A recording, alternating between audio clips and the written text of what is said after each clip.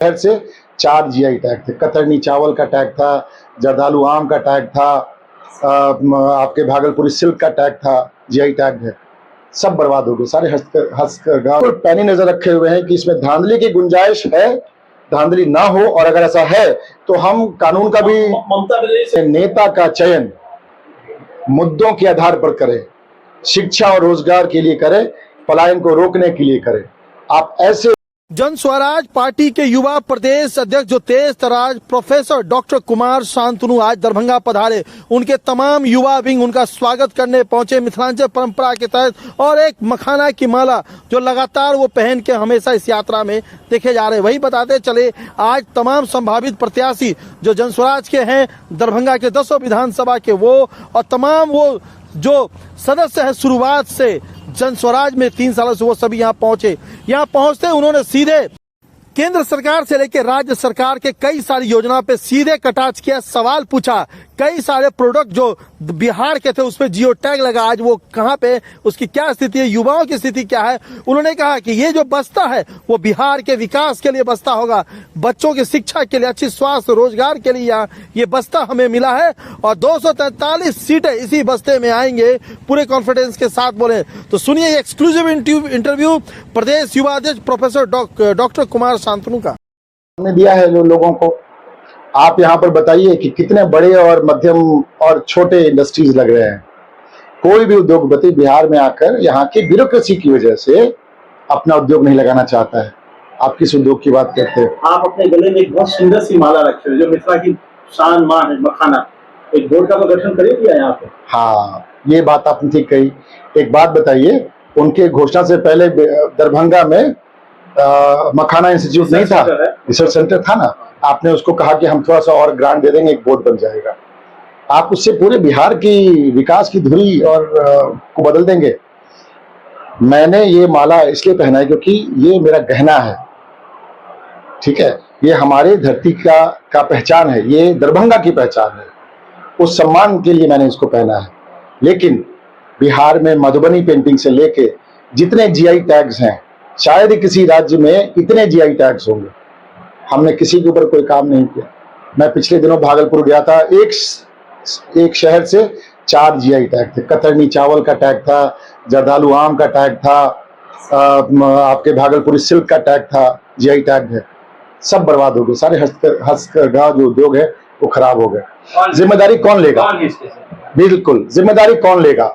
जो सत्ता में काबिज हैं, जो पिछले 30-35 सालों से सिर्फ कुर्सी का खेल खेल रहे हैं, चाहे आपके नेता प्रतिपक्ष हों, चाहे आपके मुख्यमंत्री हों, उन्हीं की सर पे ये ठीकरा फूटना चाहिए ना। 2 दिन पहले अचानक से इलेक्शन कमीशन ने बिहार के ही चुनाव को लेकर के रिवीजनल इलेक्शन मतलब सर्टिफिकेट को लेकर के इलेक्शन मतलब वोटर आईडी का करेक्शन करने को लेकर बड़ा धमाका किया, जिसको लेकर विपक्ष और तमाम जो निर्दलीय पार्टियां चाहे क्षेत्रीय सभी विरोध कर रहे हैं। बिल्कुल, देखिए, चुनाव आयोग एक ऑटोनोमस बॉडी है, हम उसके स्वायत्ता पे कोई प्रश्न चिन्ह नहीं उठा रहे, लेकिन इस पूरी प्रक्रिया को करने में जितना कम समय उन्होंने दिया है या जितना कम समय उन्होंने तय किया, भाई जब ये पिछली बार हुआ था तो उसमें तकरीबन 10 से 11 महीने लगे थे। 2003 में हुआ था जी, उसमें कितना समय लगा था? तकरीबन 10 से 11 महीने लग गए थे, साल लग गया था।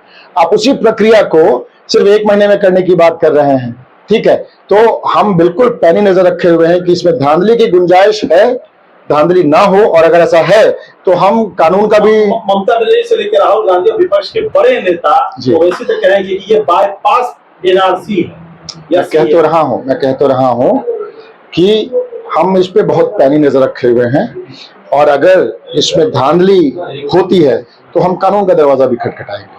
चलिए, कानून का दरवाजा सभी खटखटा रहे हैं, वक्त बिल के खिलाफ भी सभी दरवाजा खटखटा रहे हैं। एक आखिरी संदेश, युवा और बहुत सारे लोग आपके पार्टी के साथ जुड़े, वो भी खास तरह से आईएएस, आईपीएस, शिक्षित, वकील, डॉक्टर। क्या लग रहा है, लास्ट स्टेटमेंट है कि बिहार की जनता के लिए क्या संदेश देना चाहेंगे आप? मैं बिहार की जनता, विशेष रूप से मिथिला और दरभंगा के युवाओं के लिए एक जो सबसे बड़ा संदेश देना चाहूंगा वो ये है कि चुनाव में अपने नेता का चयन मुद्दों के आधार पर करें, शिक्षा और रोजगार के लिए करें, पलायन को रोकने के लिए करें। आप ऐसे व्यक्ति, ऐसे पार्टियों को नकारें जो आपको धर्म, जाति या परिवारवाद के नाम पर आपसे वोट मांगती है, चाहे वो व्यक्ति, चाहे वो नेता किसी भी पार्टी का हो।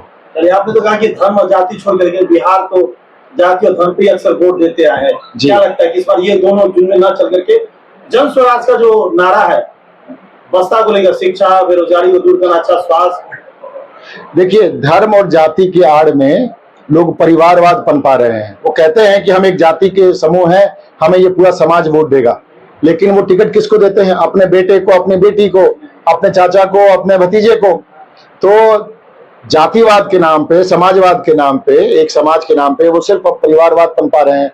दूसरी बात, जब आप कहते हैं कि युवाओं को वोट देने के लिए, तो युवा आज सबसे बड़ा वो वर्ग है जो बदलाव चाहता है, ठीक है। और युवा जिस बदलाव की उम्मीद से जनसुराज की तरफ देख रहा है, जनसुराज में जुड़ने वाले वो सभी व्यक्ति जिनके बारे में आप कह रहे हैं कि पढ़े लिखे तबकों, ये पढ़े लिखे, ये वो बिहारी हैं जिनके अंदर बिहार को बदलने का दर्द है, तो युवा उनसे जुड़ना चाहता है। पहली बार सर आप मिथिला में आए हैं और तमाम युवाओं ने और आपके तमाम संभावित प्रत्याशियों ने आपका स्वागत किया है। सीधा सवाल है आपसे, किस तरीके से ये चुनाव चिन्ह को आप देख रहे हैं? जनसुराज पार्टी को चुनाव आयोग ने 243 विधानसभा सीटों पर लड़ने के लिए चुनाव चिन्ह के रूप में बस्ता आवंटित किया है। बस्ता जो है वो हमारी पार्टी के जो कोर वैल्यूज हैं उसको सिंबलाइज करता है। बस्ता इस बात का प्रमाण है, इस बात का प्रतीक है कि बिहार में अगर आपको गरीबी को हटाना है, गरीबी को हटाने का रास्ता स्कूल का बस्ता, शिक्षा रोजगार को लाने का रास्ता स्कूल का बस्ता, बिहार की बदहाली की व्यवस्था को हटाने का रास्ता स्कूल का बस्ता। प्रोफेसर साहब, 20 साल में आपको क्या लगता है कि सरकार ने बच्चों को स्कूल में नहीं लाया? नीतीश सरकार ने क्या शिक्षा पे उन्होंने ध्यान नहीं दिया, रोजगार पे ध्यान नहीं दिया, स्वास्थ्य पे नहीं ध्यान दिया? आखिर अस्पतालें भी डेवलप हो रही है, बच्चे पहले नहीं पढ़ा करते थे, स्कूलों में जा रहे हैं साइकिल के बहाने या खिचड़ी के बहाने। जी, साइकिल और खिचड़ी तो आप बांट रहे हैं। आप मुझे बताइए, 4 दिन पहले नीट का ऑल इंडिया रिजल्ट आया है, 1 से लेके 100 तक के रैंक में एक भी बिहार का छात्र नहीं है।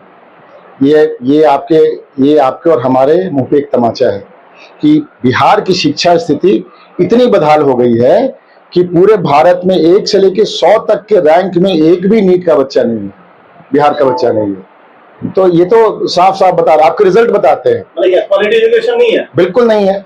आप वहां पे खिचड़ी बांटिए, स्कूल में साइकिल बांटिए, आप बच्चों को बुला लेंगे, कॉलेज में डिग्री बांट देंगे, लेकिन बच्चों को एम्प्लॉयबल बनाना। डिग्री मिल जाए प्रोफेसर साहब, आपको भी तो डिग्री मिला है, पढ़े लिखे होके। आप बताइए कहाँ से मिला? मुझे मेरी डिग्री मिली विश्वविद्यालय, स्कूलों, कॉलेज में पढ़ा। जी, तो आपके कॉलेज में 3 साल की डिग्री 3 साल में मिल जाती है। आपके दरभंगा में कितने कॉलेजेस और कितनी यूनिवर्सिटीज है जिसमें 3 साल की डिग्री 3 साल में मिल रही हो? अच्छा, क्या लगता है रोजगार में उन्होंने कभी काम नहीं किया? स्वास्थ्य में तो देखिए अच्छे हॉस्पिटल बन रहे, प्राइवेट हॉस्पिटल को, सॉरी माफिया, गवर्नमेंट हॉस्पिटल को डेवलप किए जा रहे हैं। बिल्कुल, रोजगार पे काम किया, इतना शानदार काम किया है कि भारत के प्रधानमंत्री यहाँ आते हैं मिथिला की धरती पर और कह के जाते हैं कि हमने यहाँ से वंदे भारत चला दिया है, और उससे बिहार के श्रमिक